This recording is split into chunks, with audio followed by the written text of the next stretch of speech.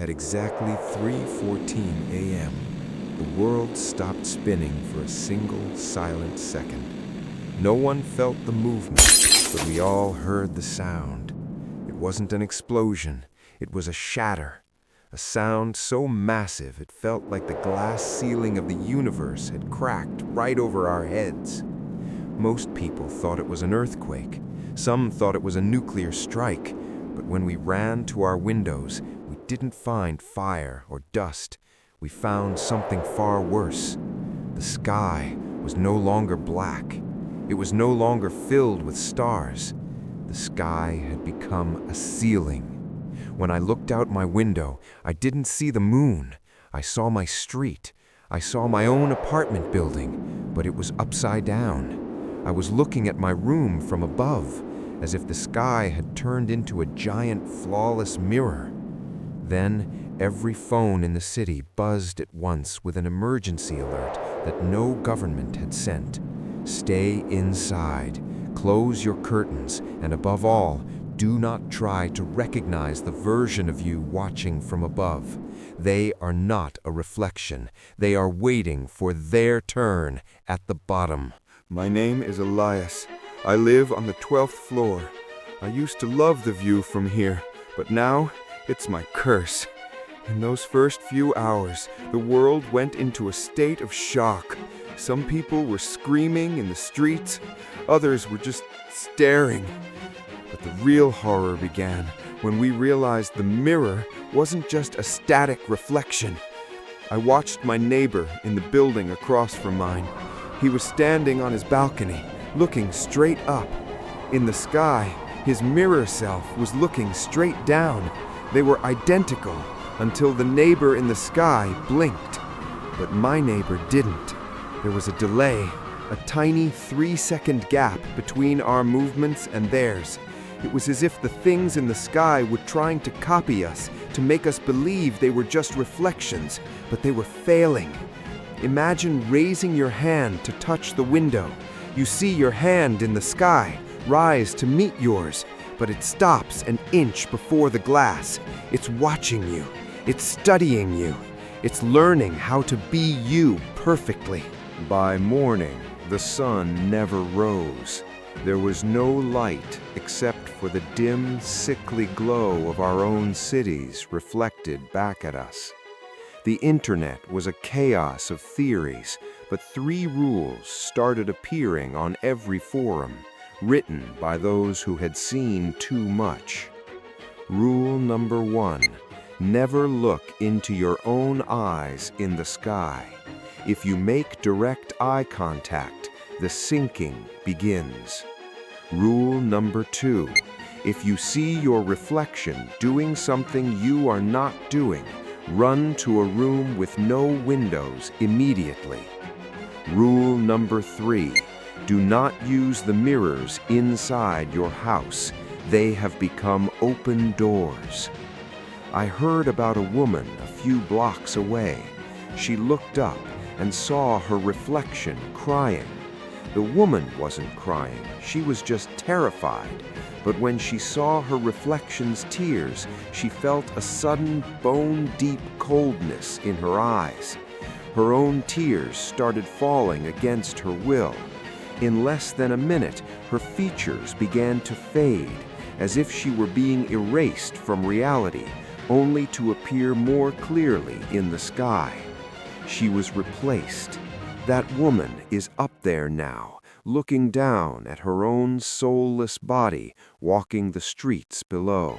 I started noticing the small things. It wasn't just the people, the objects in my room. They were changing in the reflection. My coffee mug on the table was white, but in the sky it was stained with something dark. My cat, Luna, refused to look at the ceiling. She hissed at the air, her fur standing on end. I checked the internet again. A video had gone viral, or what was left of the internet. A man in Tokyo had filmed himself waving at the sky. His reflection didn't wave back. Instead, it reached out of the screen, its fingers elongated and pale, and pulled the man upward. The camera fell, and for the last 10 seconds of the video, you could only hear the sound of bones snapping against the wind. The sky is hungry. It's not just a mirror, it's a predatory dimension. It is now 3 p.m., but the world is trapped in a permanent, sickly twilight. I am sitting behind my curtains, the fabric cold against my forehead. I haven't moved for hours. Then I hear it. Scritch, scritch, scritch. A faint, rhythmic scratching on the window glass. From the outside.